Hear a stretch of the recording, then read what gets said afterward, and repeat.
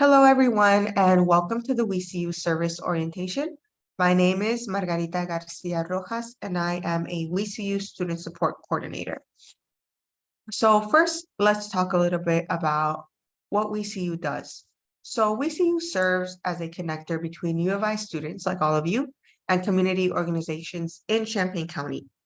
We are a service recognition program on campus that honors students for their contributions to the community while providing them with support, training, and connection to other peers. The WeCU program has four major components: service recognition, mini grants, training and reflection, and project matching. Our program is guided by three core values: impact, experience, and community. So our scholars are actively engaging with meeting community needs. Our scholars are gaining valuable experiences, which build their skill sets, help them grow, and bolster their resumes. And our scholars are connecting with like-minded students, are supported by a strong community, and are inspired by their peers and the community members at large. So some of the goals of this orientation are to give you some tools to feel prepared before entering your service project. One of these tools that is really crucial is reflection before, during, and after. And this is a really crucial part of service because it allows you to think critically and learn from this experience. You have to be prepared to enter these spaces not as an expert from university, but as a student willing and ready to learn from community members.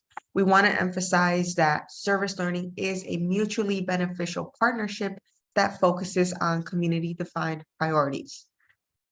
So throughout the duration of this video, I invite you all to reflect on these following reflection questions and really think about this. So one, why do you want to engage in service? What injustices, inequities, or community needs do you hope to address? And what community and identity groups are you a member of, and how might this be related with your commitment to service? So presentation outline, today we'll be talking about reflection, making meaning, responsible and professional communication, some guidelines for communication, cultural humility and avoiding causing harm, and your roles and responsibilities. But first, let's talk about what service is.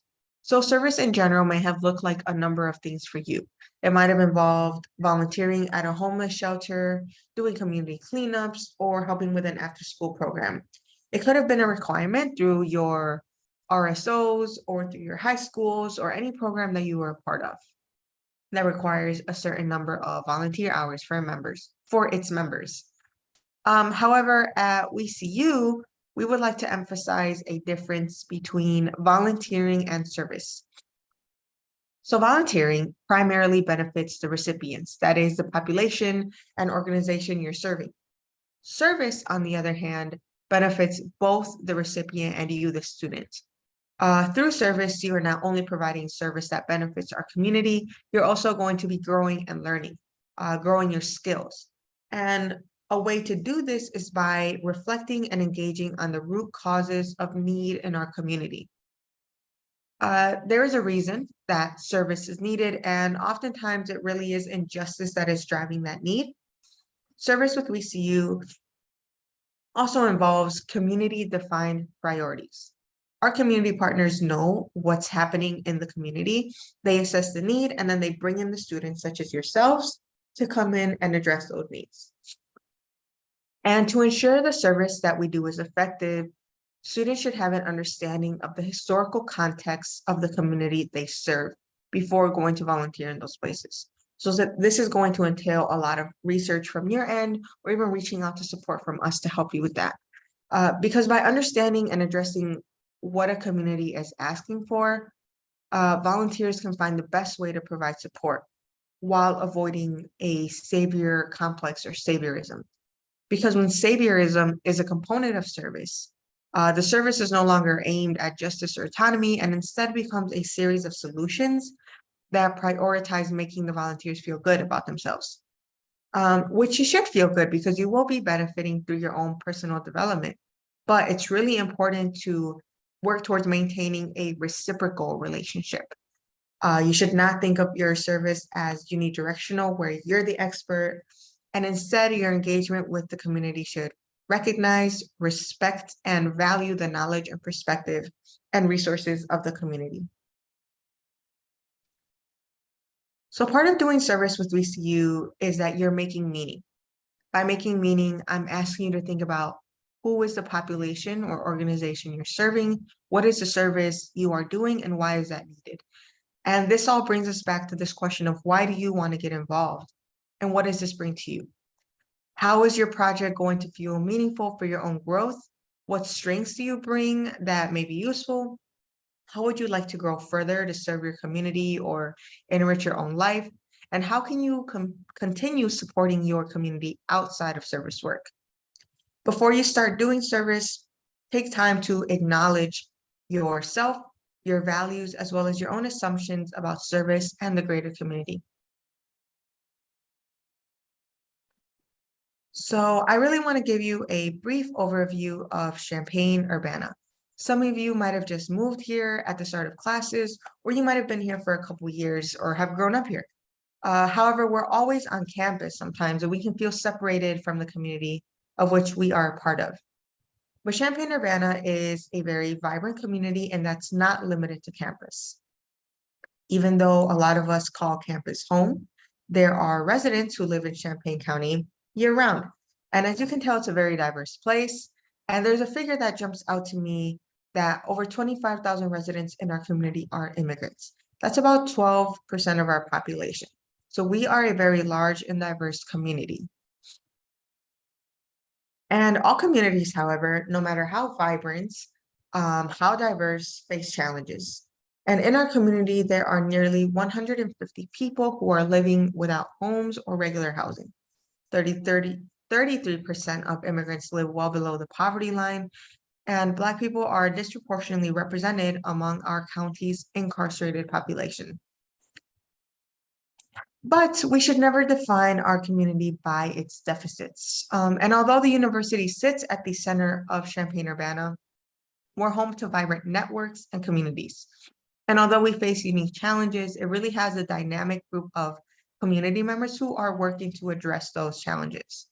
In the past, VCU students have donated nearly 22,000 hours of service and counting since 2020.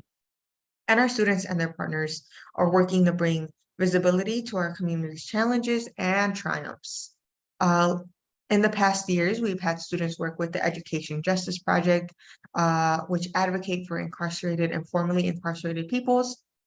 Our students work with Uniting Pride to help plan Pride rallies and ally training, and a lot of students work with DREAM as after-school tutors. However, there are a lot of opportunities to give service. These are just a couple examples. So let's talk about communication. Communication is a key part of how you will begin to cultivate a mutually beneficial partnership with your community org or partner. And once you're connected with your community partner, you're responsible for upholding that relationship, considering their work hours and your class schedule. Most of your communication with each other will take place over email or Zoom.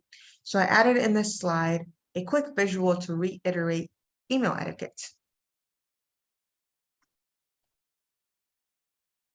So before meeting with your community partner, you should really prepare. You should do some background research so you can show up to that first meeting ready to talk, ready to answer questions, ready to ask questions. So this can look like reading their mission statement or browsing their Facebook or Instagram page. You can also revisit the project description if it's been a while since you signed up for the project. Next, it would be great for you to set some goals. And some of the goals will be set by the community partner. For example, if they need help building a new website, one of your goals is going to be creating a new website. But you should set some other goals too. What are your goals for the project completion? Who are you serving, and what resources do you need to meet this timeline? Set goals for yourself. What do you want to learn from this service project, and what skills do you want to develop or expand, and what do you hope to gain? And this first meeting with your community partner will really set the tone for your entire relationship. So making that meeting count is very important. So have questions ready so you can start to plan your semester project. I have an example of some key questions you could include. So who is the point person for the project? How are we going to be communicating? How often do you want to meet to communicate? Develop some deadlines for deliverables. They might already have some, or you can suggest some on your own. And how will the community partner provide feedback on the progress of the project? And once communications begins, we ask that you follow some key guidelines. Be responsive and take time to write and proofread your emails. Remember, you're representing the University of Illinois, and you want to make a good impression. Other times, you might need to start the conversation. And if your community partner doesn't respond within 2 business days, respond and introduce yourself again. Lastly, you should try to communicate with your community partner at least once every 2 weeks. However, if you have trouble reaching your community partner or can't seem to get the conversation started, please reach out to the WeCU team and we can help get you started. So, another key guideline is to be present and accountable with your community partner. You should be on time for any meetings that your partner sets, and you should give them your full attention by taking notes, asking questions, and acknowledging them. If you're on Zoom, try to have your camera off, really engage with your community partner. You should also be present at any trainings that WeCU provides and identify which training you might need to meet your specific service goals. So for example, if your partner has asked you to redesign their website, you might need to learn new software or bring some HTML coding skills. You can reach out to us and we can guide you in a direction to get you that training that will help you complete your goals. So be confidential and respectful. Confidentiality brings us back to the idea that WeCU scholars pursue ethical service projects. You should respect the confidentiality of the organizations you're working with. So don't share photos or stories with your friends on social media without the written permission of your community partner.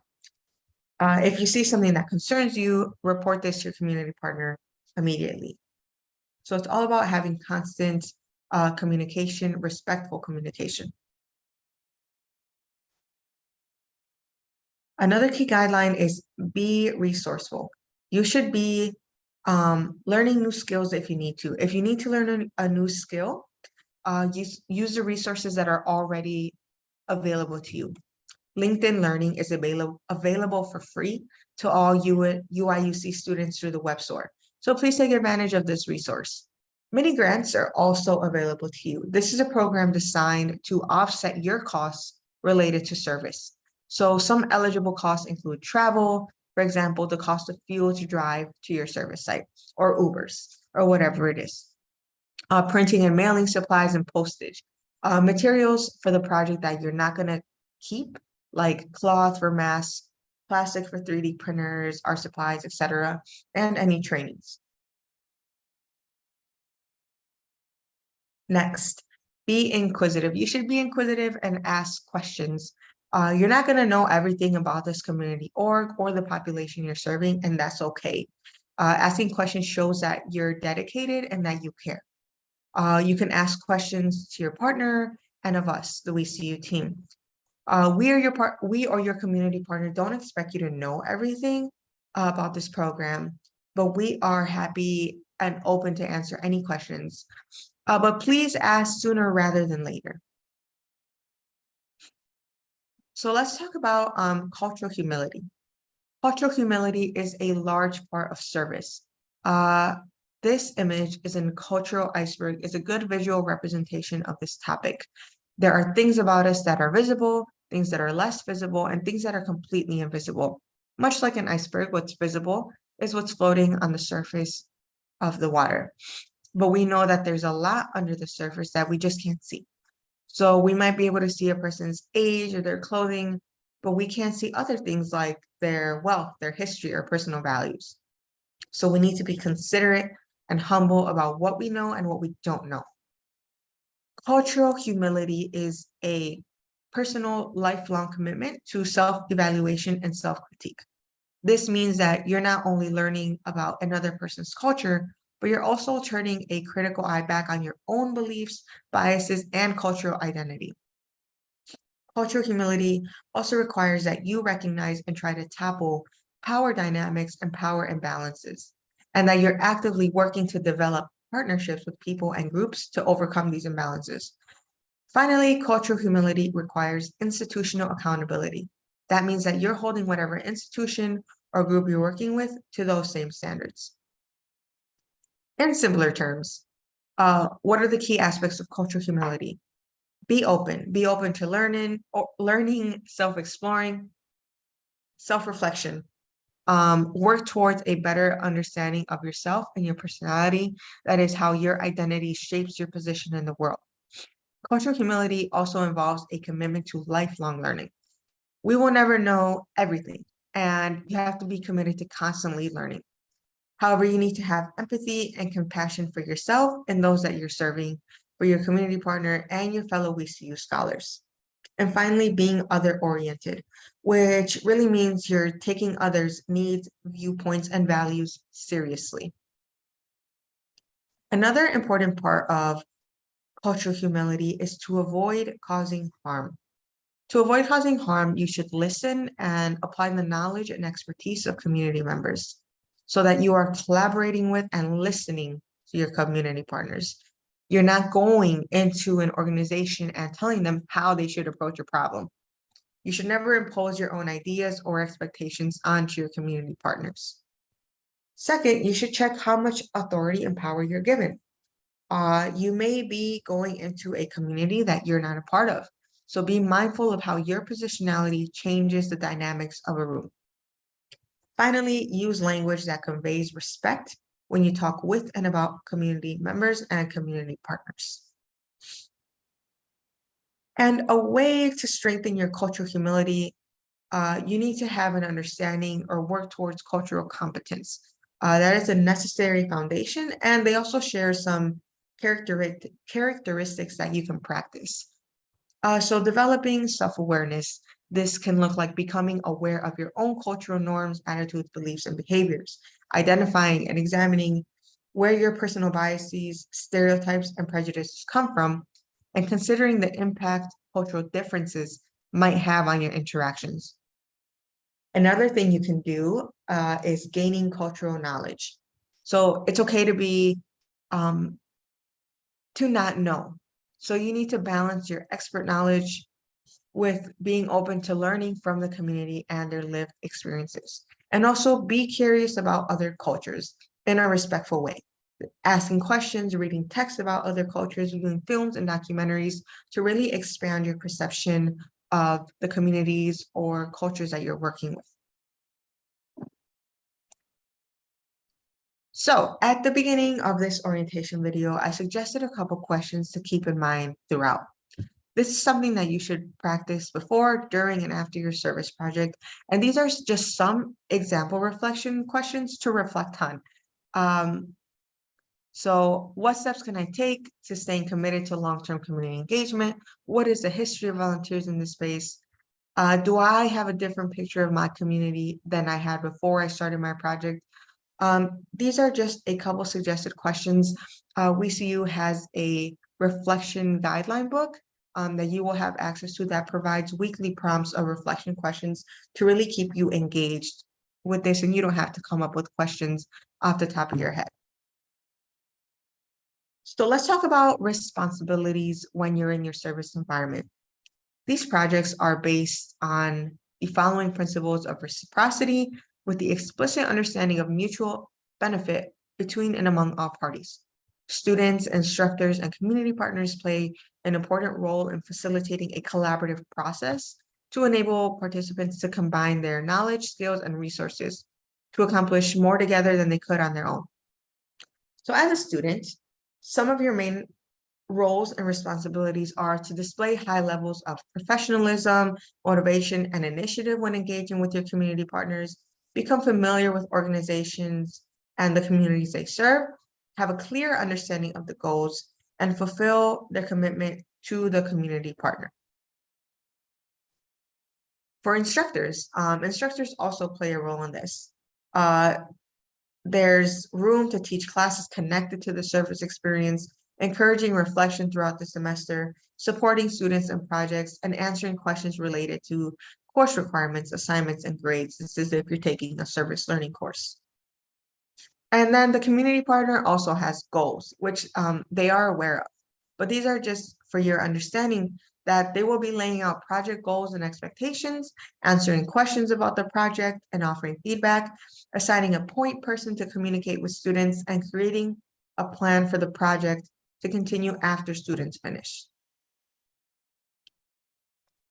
So we've covered a lot in this orientation video, and just some final reminders that We See You is here to support you in whatever you need. You can always reach out to us with any questions before your service project, during and after. We are happy to point you in any direction you need and provide you guidance and support. You are a representative of the University of Illinois, so please practice respect, kindness, and things that will make your experience a whole lot better. Please reach out to us for support and refer back to the service orientation and to any handbooks and guidelines that we have. All right, thank you.